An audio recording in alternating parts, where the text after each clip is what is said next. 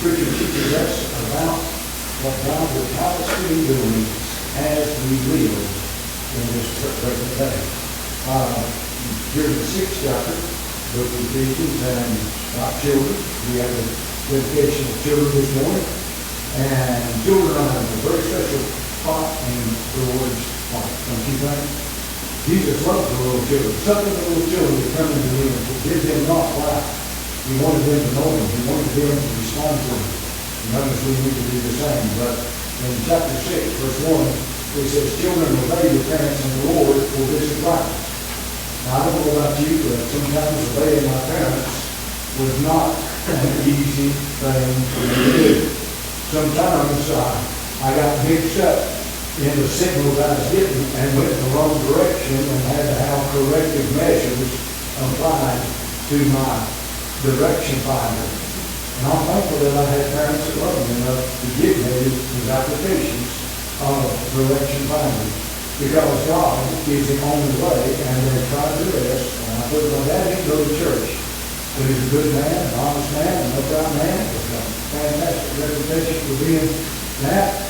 He just didn't go to church. In these later days, I want you to know, there's a guy bragging on his, when you're at the prayer, our prayer line, said it, and he said, "Lawrence, you're a good man." Dad looked at him and says, "The only thing good about me is the Lord that's in me." And you know, that's an absolute truth. And we need to make sure that we share that with other people, because the best I can do, I'm not good. But obey your parents in the Lord. Now that segment right there, in the Lord. Does that mean that you have an option to obey it if you don't think it's in the Lord? You need to go back and ask yourself a question. God made the parents, made you young. Right? Supposed to listen. Right? And they are supposed to. Now, if they don't, they're accountable. How you respond to them leaves you accountable. So a child needs to give respect to his parents. I had a young lady come to me one time and her daddy didn't want her to get baptized. What do you tell a young man that wants to be baptized and daddy don't want him to be baptized? Is that in the Lord? Well, it seems to me like that would be contrary to being in the Lord. It is your daddy. How do you advise somebody like that? Sometimes it's hard. How do you give respect to somebody that doesn't want you to follow the dictates of the Lord? And my advice was, as soon as she's old enough to make that decision on her own, that she go ahead and get baptized. Because youngins, until they are old enough to exercise that ability, they are to be subject to their own parents, I think. Now, if their parents are beating on them, abusing them, let me tell you a little secret. Let's go in the house, take hold of whoever it is that's doing that, and pray over day like that with that child. But I'm all for making sure that somebody would abuse a child. I saw an excerpt over here, I believe it was in Buckingham County.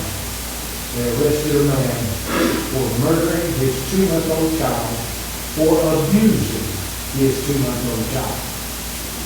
The other, let me tell you a little secret. I don't know what kind of punishment or something like that deserves. Do you? I know what is my flesh.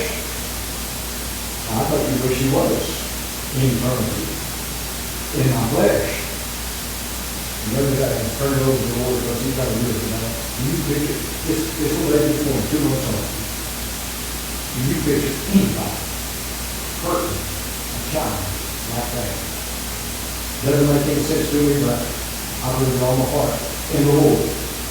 As far as is possible, without transgression, God's direct command. And girl could wait for a little while to be baptized, and she didn't get baptized, and the Lord turned up, she still went to heaven. But I have respect for Dad. Live with it until is about the best advice I could give. Honor thy father and mother, which is the first commandment. What does the rest of that commandment say? That thy days may be long upon the earth. And I want to show something. God honors people that keep his word. If they honor their father and their mother, I believe he has a longer life in store for them. I believe we can shorten our days on this earth by the way we live, even as a child. I believe we can lengthen the days on this earth that we're going to live, even as a child. And even as adults, I believe we as adults can shorten the days and years that we have on this earth by the way we live. I honestly believe that there are more than a few people. I got pretty well backed it up. Then the church in Corinthians, in the church in Corinth, they were having the Lord's Supper. And having the Lord's Supper, you know, what do we do when we have the Lord's Supper? We have supper together and we eat the wafer and drink the wine. Right? Well, they were having a party. They had pushed Jesus completely out. They were just having a party. They had no thought whatsoever to the spiritual implication of what they were doing. And they were partaking of the Lord's Supper unworthily. Notice when you take that little wafer, you better make sure that you are serious about Jesus. When you take that little cup, you better make sure that you are serious about the way you're living for Jesus. Because if you partake of it unworthily, the Scripture says that some of them slept, which is a way of saying that some of them have died an early death. Come be careful. Not to play games like that. Be very serious about how we live and how we are, and we need to be serious about it also. And it may be well with thee that thou mayest live long on the earth. And ye fathers, provoke not your children to wrath. Go back to the young lady one of those who was baptized, and then he said, no. Why not? Phyllis and I had a long discussion when we were raising our youngest. When they were little, I told them no, or I told them stop. I expected it to be done immediately. If they're walking toward the street, I say stop. I expected them to stop. Phyllis kept telling me, he said, you need to explain why. I said, Phyllis, when they're old enough for an explanation, we'll try to give them an explanation. And as they got older, I did try. You can ask her. I honestly tried when I told them no, that they had a reason no. And it was a plausible reason that makes sense. You know, just because I said so doesn't work with teenagers all the time, does it? If you raise teenagers, does it work with teenagers? No, just no. Because I said so. It don't work real good. That doesn't work real good with younger than teenagers. That doesn't work real good for toddlers, quite honestly. They want yes, and yes again. But you have to tell them no. When we get old enough to understand, no. God did that with us. There's some things he says, thou shalt not. Did he not? Didn't tell us why. He just says, thou shalt not. But then in the Scriptures, you're going to find out why thou shalt not. He wants us to live holy. He wants us to live righteous. He wants us to live upright. That's the reason thou shalt not, is in the Ten Commandments. He says, provoke not your children to wrath. Telling the child one thing and expecting something different out of it confuses the child and will cause that child to be aggravated and mad at you. If they don't know what you're expecting, how can it deliver? How many youngsters are living in that sort of expectation in their home? They don't know what's going to happen. They do the best they can to appease Dad, and the first thing they find is Dad back pains them or something like that. That's not the way children are supposed to be raised. Listen, youngsters, don't provoke them, don't give them reason to have that right. Does that mean don't tell them no? Now, some folks will come around and say, well, just give them everything they want.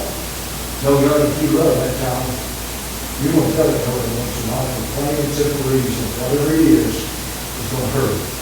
And if it's going to hurt them, you are required to tell them no. And that means hurt them spiritually, or physically, or psychologically.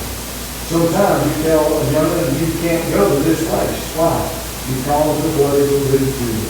But we're just going to have some fun. You may think it, but what ends up happening is you get exposed to something.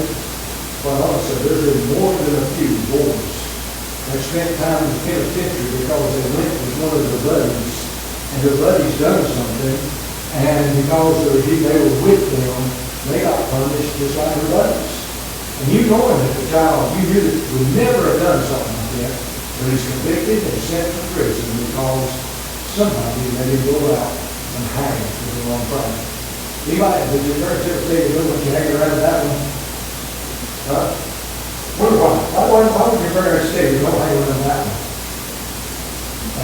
out of 10, that's the one we wanted to have ready. That's the one we wanted to be with. Mom and Dad says, don't want you doing that. The youngest, I think, with proper information, you don't have to put the young down. You just need to make sure that your child understands, listen, they're going to get in trouble. And when they get in trouble, I don't want you with it. That's simple enough, isn't it? But let me tell you right now, you can tell a lot of times to their friends what they have to do it. If their friend's drinking, you want your child out to somebody's drinking? No. Especially if they're driving. And I want you to run out. Oh, but I'll be one driving, Pop. Yeah, you might be, but guess what? If you did stop, you have an open container in your vehicle, you're in bad trouble. Even if you hadn't taken off one sip, you're in bad trouble. You're the driver. You're responsible. And so it's important not to. But don't ask them for one thing and then expect something else. Make sure they know what you expect from them. Looking for it, not that. Bring them up in the nurture and the admonition of the Lord. That's what Mom said she would do this morning. Bring that baby up in the nurture and the admonition of the Lord. Okay, we'll go to servants. What's a servant? At the time the Bible was written, most of these servants were slaves.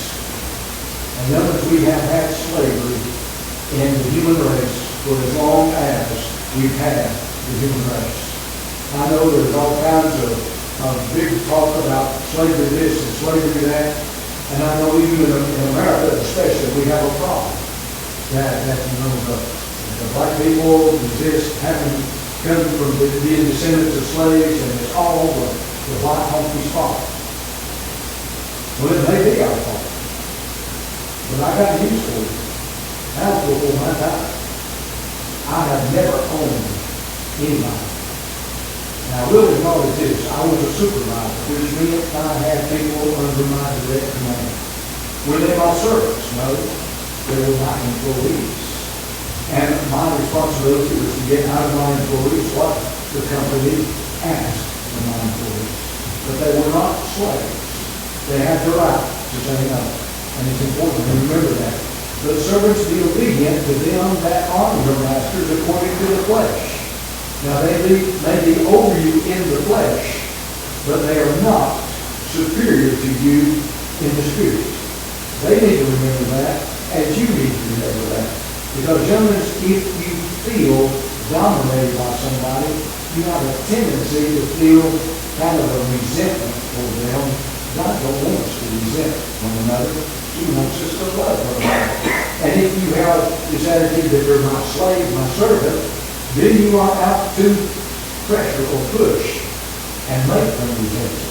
That's a hard thing to be a Christian boss man. Isn't it? I'm sure I've got a reputation among most of my former employees that I was a good boss. I like that. That I was fair. I mean, not one guy that I wrote up, big time. And it's not been that long ago. He said, I know I did it. And he told me, he said, he's always fair. Because I told him before I did it, if you do what you're fixing to do, I will rise you up. I did what I said I would do. He at least respects me for that. And he's a good guy. He's a fantastic guy. I love working with him. He's one of these guys that you just enjoy being around. Because he's a cut. But anyway, that being said, be obedient, serve be obedient to them that are masters for the flesh, with fear and trembling and singleness of your heart. And get this, as unto Christ. Serve your boss like you serve Jesus. Who? That'd be a bad place for a lot of bosses to be. Because how many of us serve Jesus like we all should? You think about that just for a second. Serve your boss, man, like you serve Jesus. Serve your employer like you serve Jesus. And I'm supposed to get everything that I can from my employer. I'm supposed to be looking for every hour that I can. That's not what Scripture says, is it? An honest day's work for an honest day's way. A Christian ought to be doing and they ought to give it without resent, because it's as unto Christ. I'm living like a Christian. I'm not stealing. You steal time, you steal money, You stole a lot of things, didn't you? Youngins, is it right to steal anything?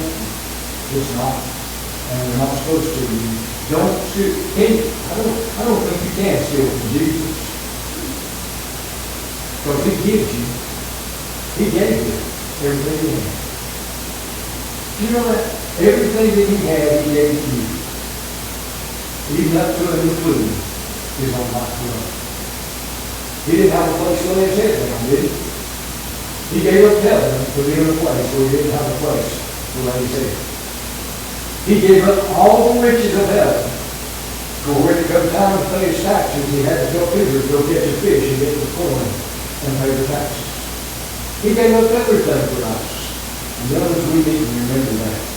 Not with eye service. I know you've seen somebody that when they're looking the boss in the eyes, they, oh yeah, you're the best thing going on, whatever you say. And then, not into the practice, and then there's a second return. So it's not just with eye service, but in reality. Do the job that you hire them to do. Whatever it might, plumber, do the best plumber you can. I don't know, but those used to work up in the bread rack, working bread. She's supposed to do the best she could, but she would try to run her fingers through some of the machinery that time. They don't want that. They want you to produce bread. Not flesh, but bread. But you know, you give them the best you got. It's important we do that. Not without service as men pleasers, but as the servants of who? Of Christ. You're a Christian. Your reputation as a Christian is on the line. If they see you as a deadbeat, are they going to see you as a Christian? If they see you as a lazy bum, are they going to see you, it's a Christian lazy bum? No, I don't think so. Christ taught that you go to work, and what you earn with your hands, you have to help other people with. Isn't that what He says in His Word? Yes, it is. And we need to do that. Now, doing the will of God from the heart, with good will, doing service as to the Lord and not to men. Not like you're doing it for American praise. Not like you're doing it for fun and eating. Not like you're doing it for any of these other corporations. Not like you're doing it for Baxter. Not like you're doing it for any of these places that you work. You're doing it as unto the Lord. And it counts what you show the world. It counts what you show your fellow employees, don't it? It counts what you show your boss. It counts what you find going on in your everyday life in the workplace. Those in the workplace, well, that's probably one of the funniest places to really truly be a Christian. Because everybody's gathered around the water cooler and don't tell jokes. It's just unacceptable for a child of God to listen to. But everybody's around the water cooler. And so what are you going to do? Go around the water, going back to your work spot and not listen to them. The important, folks, that you maintain a right attitude about all things and do it like God would have you to do. It says, with good will, doing service to the Lord, and not to men, knowing that whatsoever good thing any man doeth, the same shall he receive of the Lord, whether he be bond or free. Your work, not the honor. And the honor of me, done it all for 30 years. God bless you to be able to work for 30 years. And I want you to know something for that. God's still taking care of me because He made me work for 30 years. I want you to know that God's good to me. And it's because of it. And He has honored me. I did my best to give all those years of faithful service to the employer that I had. I love doing it. Someone said there's something wrong with me, and I like to work. I'm going to tell you the secret. God created man to work. We talk about going to heaven. I think there's going to be work to do in heaven. Only want to grin the whole time we do it. Because it's to be a pleasure for us to do the work. Knowing that whatsoever good thing any man doeth, the same shall he receive of the Lord, whether he be bond or free, doesn't matter your condition here, whether you're a slave or whether you're a free person, whether you're independent or dependent upon a job. Let me tell you right now, God's got you. And you can count on that. Masters, it says, and you masters, do the same thing as them, forbearing, threatening. knowing that your master also is in heaven. Neither is there respect of persons with him. Just because you've got a position does not elevate you in the eyes of God. Oh, wait a minute. I've got a position, I've got a title. I'm son of God. In the eyes of man, does that make you something special in the eyes of God? Because he gave you a position? Because he gave you a title? Well, the only thing to tell you right now, a lot of people want to call a preacher better. You're not ready to call him a brother Charles, a preacher Charles, anytime, all the time. Every time you'll have this ring to it. Brother Charles, preacher Charles, we'll get right down Charles. Ring is a whole lot better than I do, because I'm not a brother. In the eyes of God, I'm the same one you are. You know what thing that is? A needy human being. But they got all the way there. I need Jesus, just like you do. He says we need to remember that because our master also is in heaven. Neither is respect the person living. Finally, my brethren, be strong in the Lord and in the power of his might. How do you get strong in the Lord and the power of his might? Another, read the Word. Read the Word. Study the Word. Study to show yourself approved, a workman that needeth not to be ashamed. Isn't that in there? It is. And I want to show we need to do that. I can do all things through Christ, who strengthens me. That's in there, isn't it? We need to hang on to that. And there's so many places where he tells us to be strong in the Lord. Remember, when adversity falls on us, our strength so many times slips away from us. Because with our eyes and with our ears, we hear all down and we fail to respond in the Spirit. Be strong in the Lord. When Jesus was being tempted by the devil in the wilderness, what did he say to the devil? I rebuke you. Hey, this is Jesus, the Son of the living God, right? I mean, he had just been in the wilderness for 40 days and 40 nights. And I would show he had been without food and sustenance for 40 days and 40 nights. Here comes the devil, and the devil offers him a way out. An easy way out. All you have to do is speak to these rocks, and they'll be bread. Well, the devil knew. This is Jesus, the Son of the living God. He's got power. He can do it. And he says, use your power for selfish reasons. You know, a lot of times we'll use our strength for selfish reasons and not for the right reasons. If we can promote us, we'll build ourselves up. Well, what did Jesus do? Jesus looks at the devil and says very plainly, very simply, it is written. You know what he said? And then he quotes Scripture. If you want to be strong in the Lord, commit Scripture to your mind, to your memory. Memorize as many verses as you can. Now, I've got a bunch of verses I've got memorized. Can I tell you where they are? What chapter, what verse, what book? I'll find it for you. Forgive me. But take them in too. Now, there's some that I can tell you. Take John 3:16 and got that down back. But I'm sure commit the word to your heart. Because all three of the instances that Jesus brought against the devil, I had to go and look up. Because I didn't remember having read them. Have I read them? Yes, I read them. I read through them all the way through the Bible, more than once. I read every word. It's in my King James 1611 version of the Bible. More than once. And guess what? I still go back and read some of the stuff, and I say, I don't think I've ever read that before. I don't remember reading this. We need to be familiar enough with our word. When we read it again, that was now read it before. And then we can go on there. But don't you know, he said to the devil, it is written, man shall not live by bread alone. But Jesus had never food, didn't he? His body was famished. His body was weak. He needed food. But he would not use his power. to satisfy himself. It is written. What happened? The angels come and ministered to Jesus. I wonder what kind of meal Jesus had then. I don't think it was bread made out of rocks. I guarantee it was bread that came out of the ovens of heaven. Because when the angels ministered to him, I believe they brought food. Manna from on high to feed the nurture. When you talk about nurturing, food from heaven is a nurturing food. You'll be strong if you eat that food. It says that, finally, my brother, be strong in the Lord and in the power of his might.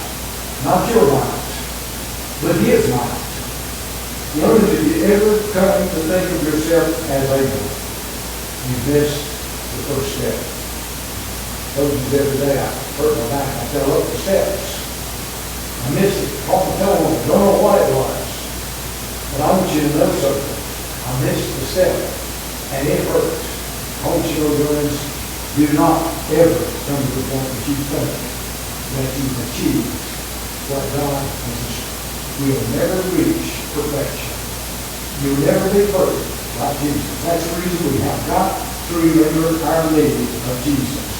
Because when it comes time to stand before God in my judgment, I don't want any of these shoulders upon. I want to be hid behind Jesus completely. And the only way to do that is to remember that I need to be hid behind Jesus at all times. It's what Jesus did in one thing.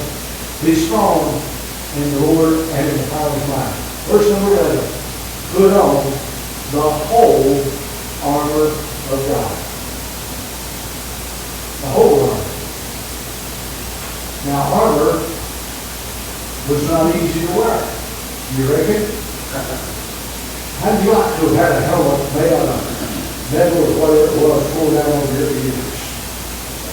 How would you like to have a breastplate made out of metal or hides or something to encompass your torso? You know, the armor that the soldier carried was not carried for comfort. It was carried for protection. It was carried for warfare. I want you to know right now, our soldiers, what they have to do with their training is they have to carry a pack. And in that pack, they have their extra ammo. They have their food while they're out on the field. They have probably a poncho, World War II. They had a little shovel because they had the big foxholes every time. They had everything they needed, and they carried it on their backs. Now the Roman soldier didn't have nearly as much stuff going with them as our soldiers did. Notice what they had was the weapons, basically. But they also had the sandals. They had their breastplate. They had their helmet. They had the belt that all these things are hanging on to. And so when we get to verse 11, it says, put on how much of this armor? Just the parts you need for today. Is that what it says? How many times do you and I go out to meet today thinking we're prepared for whatever and find out we don't have the part that we need? You know why? Because the devil watched us get dressed this morning, knows what we left off, so he knows where to come at us with. Listen, young ones, if you have the helmet of salvation, he's not going to come at you in the head. If you have your feet shod with the preparation of the gospel, he's not going to come at you. You don't have that belt, but you have those extra. Listen, we have a short sword and probably some little knife or something in that belt. They had what they were going to beat up on the enemy with. If you don't take your weapons with you, will you be able to beat up on the enemy with them? What about your shield? Oh, if you forgot your shield, well, listen, if you as a Roman soldier forgot your shield, you not only hurt yourself, but you hurt everybody else in the regiment. Because the Romans were trained to fasten their shields together and make a wall that the enemy could not get to them from.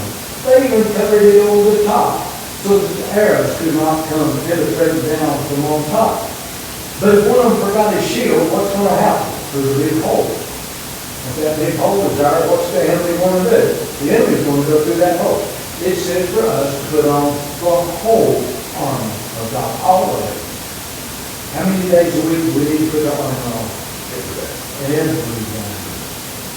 Notice we need to consciously realize and know that we need help in every one of these areas. Lord, would you help me to have that helmet of salvation on? Would you help me to remember who I am, what I am in you? Because I don't want the devil coming at me like that. Lord, would you help me have the shoes on that I need? You know, the Roman shoes, we'll get into these pictures later. These Roman shoes or sandals weren't just sandals. Most of us, we wore sandals like the Romans did, oh, they killed us. They had cleats in them. And let me tell you right now, like our football players have cleats, I want you to know they had cleats in them. And a lot of times there's a piece of metal sticking out, and it just dug into the earth and held on. Because their toes would just be on top and slide back if they were in the bush. But whenever they dug those cleats in, those pieces of metal or whatever in, they could stand against the enemy. But they had to have shoes on, didn't they? And they had to have them laced up. Nowadays people, our young run around without the shoes laced up. My mom and dad would never let me go to school without tying my shoes. Would you ever let me go to school without tying your shoes? Hey, David, they've got a pair of shoes I do like, called Crocs. You don't have to tie them. And then they got these other real neat looking shoes. They got a shoelace in them, but you don't have to tie them. I like them. As I got older and it's hard to get down there to time, I like them. The youngest, listen, when it comes to going to battle, you need to have the shoes that protect your feet. If your feet are out of sorts, the enemy will go you over. Don't you right? Talk about it here. How many years ago was it you had trouble with that ankle for so long? It's been several years after. Yeah. But you wouldn't hear any stuff about resisting being rolled over as you are right now, even though we're older, we're still comfortable because we don't have that limitation. Limit your feet very important. I've got gout. Hope you've never experienced gout. Because it hurts like crazy. And when it's hurting like crazy, you can't stand with your foot on the floor. You can't stand for your life to reach over and grab your toe and twist it either. But I want you to know, you'll holler and find yourself because it hurts that bad. But when you're hurting like that, can you stand against what's coming against you? The only thing I have had the sheet, just the sheet. And I moved it against my poor bad toe. And I thought it was going to swing. I want you to know, something like that keeps you from being able to function and deal with the things that's coming at you. That's the reason we need to have the full armor of God put upon us. The whole armor of God, that by the whole armor, that you may be able to stand against the wiles of the enemy. That's all I want to say. Of your enemy. Well, he's an enemy, but he's called the devil. The devil is coming against you. Protect yourself. If you protect yourself, you protect those with you, around you. And we as Christians today need to understand that we need to protect one another. We need to stand together against what the devil is doing. The devil is after our children. We need to stand against him. The devil is after our marriages. We need to stand against them. The devil is against our churches. We need to stand. But listen, if some of us have gout and are laying around hollering with a gout, gouty toe, where will we much help from? We need to put on the whole armor so we can be help to one another. And then it's important to do that. Put on the whole armor of God that you may be able to do what? To stand. Remember, that's not advancing, that's just standing. Putting on the armor just so we can stand. Now, we need to advance, don't you think? We don't need to be still. We need to be advancing against the enemy. And I believe with all my heart, the Church of the Living God has the power to advance against the enemy. But I have watched and I have seen for the last 30 years, it seems like the devil has followed us to a standstill and we're not advancing. Are we winning souls? Are we educating our youngins in fear and admonition of the Lord? Are we showing them the reality of a God who's so loving? And really, truly standing today, I think, will be one of the best things we can do for our young people. One of the best things we can do for our fellow Christians is to stand. I've always looked at it like this, friends. You ever been trying to move something that's kind of up a little ways? I've had to move a big hit one. It just didn't want to roll. Wouldn't start. I didn't have anybody to move. They helped me.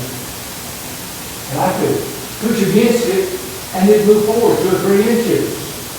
But the very instant that I backed off, it'd roll back 2 or 3 inches and sometimes 5 or 6. And I finally figured something out. When you get it pushed forward those 2 or 3 inches, throw some under the tire and scotch it. Right? And then when you get in position, you push it another 2 or 3. You can make some advancement, but you got to scotch it. Youngers, we need a scotch in our spiritual world today. Because we're having a tough time advancing. But when we do advance, we don't want to back up. So we need a scotch. What that is our brothers and sisters praying for us and lifting us up. So, I'm going to move it. I'm supposed to be another time in the morning. Verse number 11. Verse number 12, we'll look at the reason for having the whole armor of God. Or wrestle not against what? Flesh and blood. What are you wrestling against tonight? Something I have. And that is powers and principalities and high places. That means political high places, yeah. That means governmental high places, yeah. It also means in the spiritual realm. We have an enemy. It does. And he's seeking to divide everyone that he possibly can. Think about a lion, though. You know what the lion does? A lion likes to pick up the stragglers. The ones that's not in the flock. The weakest one. The sickest one. The one that's coldest on the water. Those who need watch out for and protect. Even the sickest one. Even the weakest one. We need to come to the aid of those sisters. Because the devil would like to consider them. Questions, comments, and no share. Then all I can do is admonish you to sing the wondrous love of Jesus, sing His mercy and His grace. In the mansions bright and blessed, He'll prepare for us a place. When we all get to heaven, what a day of rejoicing that will be. When we all see Jesus, we'll sing and shout the victory. Don't wait, start now.